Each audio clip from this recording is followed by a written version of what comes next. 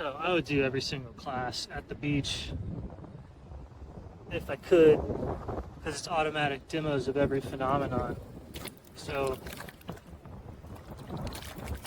the water here, like when somebody's talking about a magnetic field,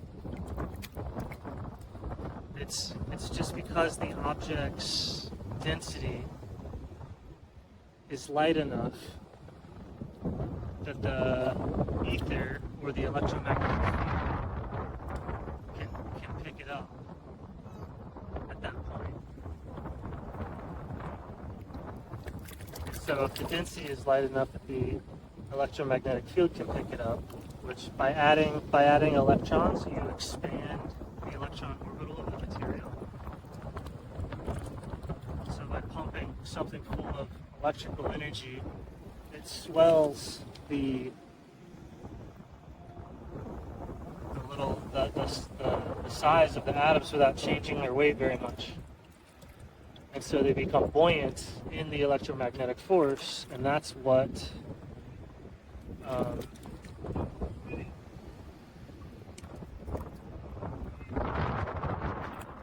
them to look like they're charged. And the more charged something is, the more it interacts with electromagnetic fields.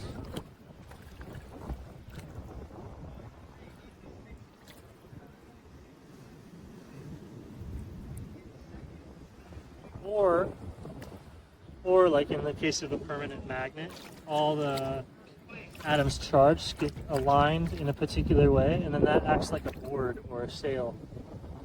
So those things like really run into and push on and distort the electromagnetic field, which is like always rushing by us.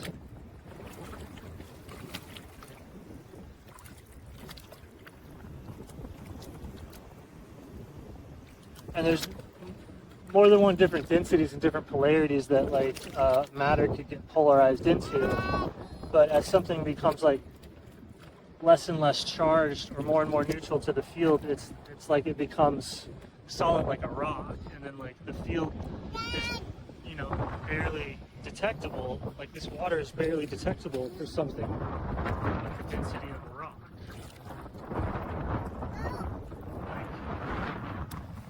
It barely alters the trajectory at all. Like, you know, it'd be like, why even notice it?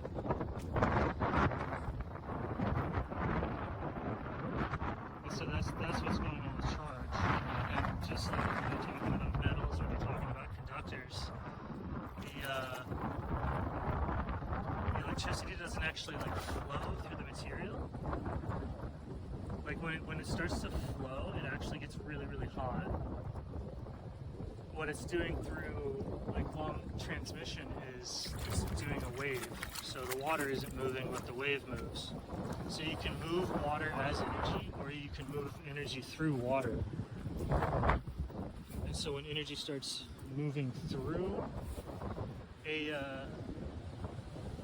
conductor, like when the electrons actually start moving, that's when it starts to heat up really bad.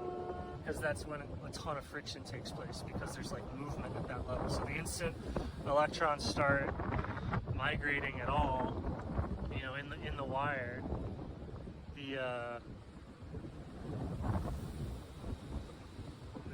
thing superheats up. So when you have like a resistor, like a light bulb, like the transmission lines are conductors, so their electron clouds are deep enough that they can support waves. Right? So like the thicker the wire, and the better conductor, the more electromagnetic field there is to conduct waves. So that the transmission lines, power lines, are conducting waves. The electrons aren't moving. It's conducting waves through the electromagnetic field. Then when it gets to the source, the resistance pumps up enough that the waves start crashing into the transformers, and so that crashed energy actually does start pumping electrons.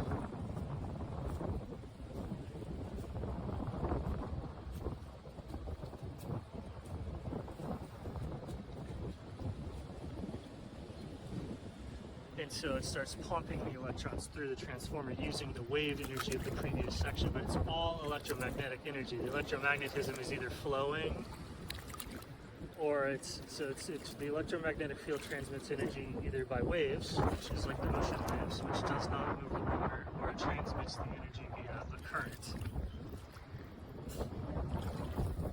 And so like all the transformer relays from the power plants and every power plant everywhere, actually, it's all tied together. Like the transformer, they have to all be in phase. They all have to be at the right frequency, because that same frequency is what lets the waves transmit from the like the big lines into the little lines. And then there's transformer sections that use that wave energy. They collect the wave energy, and then the wave energy is turned into a pump. And then that pump pushes the electrons more so than it's still wave, like, so every time that you put up a resistor in the circuit, like the waves start crashing into it, and when they crash into it, they transmit kinetic energy into that section of the line. But the wave loses its coherence and gets into this like state where it starts to heat up. So like if you do that really well, it's like oven filaments and light bulbs and all that.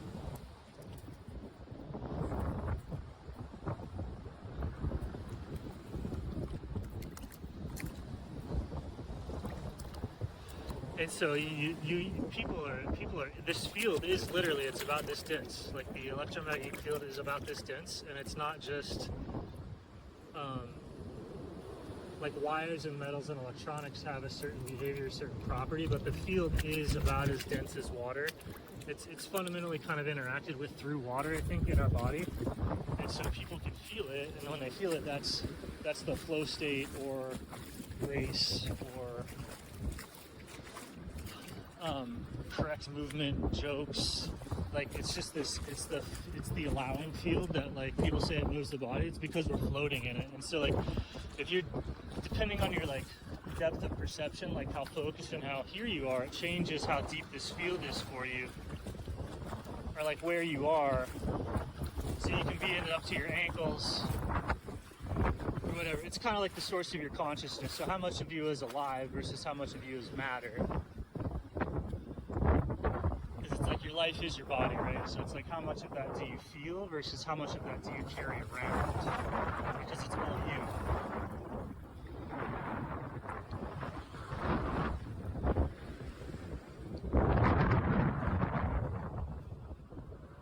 So then that determines how deep you are in the magnetic field, and then that's what most people see, the electromagnetic field, and that's what most people see as like your talent or your athleticism or your health or your vitality. Like people that are in this field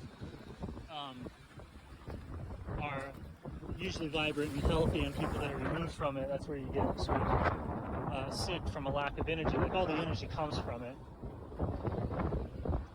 and all the food and the physical matter of the body is really just it's used as a surfboard or as a sail.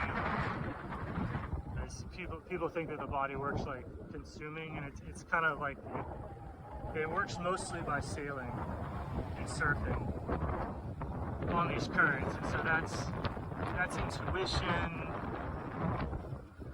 dancing, talent, skill, etc. So it's there. People feel it, and if you don't feel it, it kind of changes your belief system is only dependent on like what you think you're capable of. So it's dependent on your capabilities. So how much you are or not in this field determines a lot about who you are and your belief systems and everything else.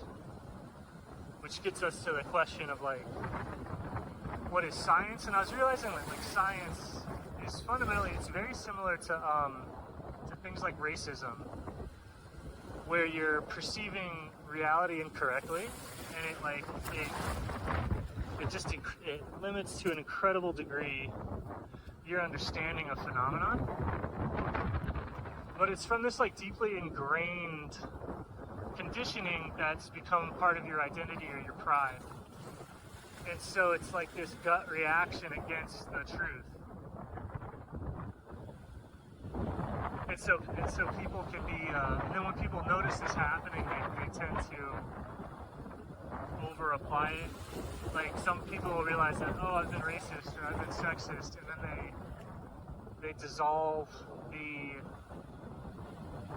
perceptual lines that they had of the phenomenon, like sometimes entirely, and then they'll get to this point to where they stop being able to see differences where there are differences.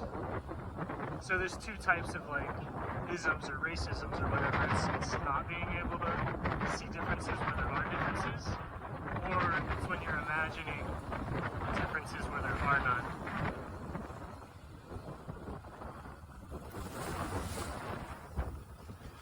So like using the waves as an example, it'd be insane to not imagine distinct waves out there. There's obviously distinct phenomenon out there that you can point at, behaving independently of the other stuff out there. Like the waves, like they're there. And then it would be insane to not see that it's all one thing. And then neither of those invalidate the other one. And then all forms of like stupidity or unscientific thought come from either not being able to see the individual, the distinction, the pattern, or not being able to perceive the unity, the undifferentiation.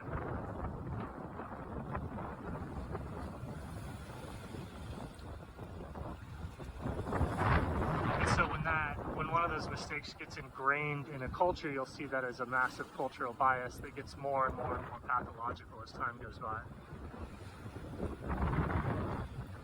So racism, sexism, scientism, dogmatism, like, I don't know, fundamentalist religion versus traditional. Like, so the actual traditional religions are all practices that are designed to like actually uproot or limit these types of biases from happening. And so those religious practices of like purity, meditation, virtue, and all that we found that those are the only things that remove these sorts of misunderstandings, and then those biases have to be gone for science to happen. So there's a way of looking at reality that is just, it's similar to racism. Like you just can't see the specialness. Like you think the specialness is somewhere else contained in this other situation that you're a supremacist of, right?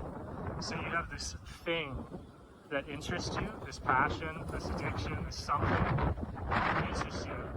And so then the specialness of everything else is similar to like if you're racist, you think, oh, that's racism, okay, this is bad. Like that addiction or the perception, it's like okay over time, it's like, oh, I just like this the most, and it's like that's awesome because you've seen the individualness.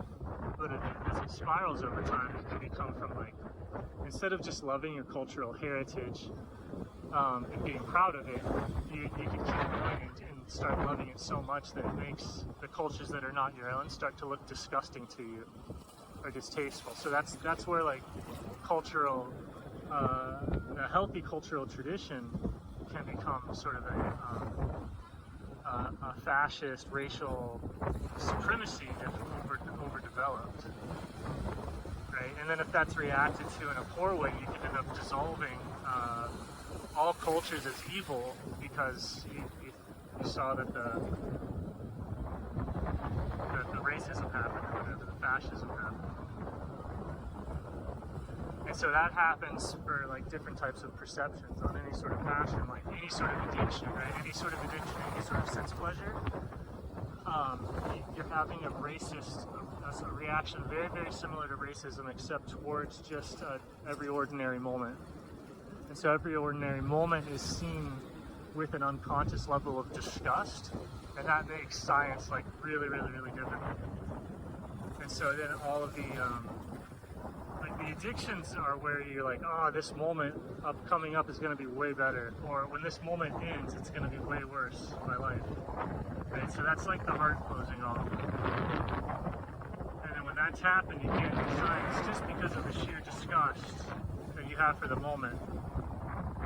So a lot of us are just like addicted to laziness or distractions or playing or childhood or whatever. So like while you have those addictions to those things, you can't do academics, you can't do science. And if a scientist or an academic gets an addiction to something, right, like their professional pride, their ego, their status, their money, drug addiction,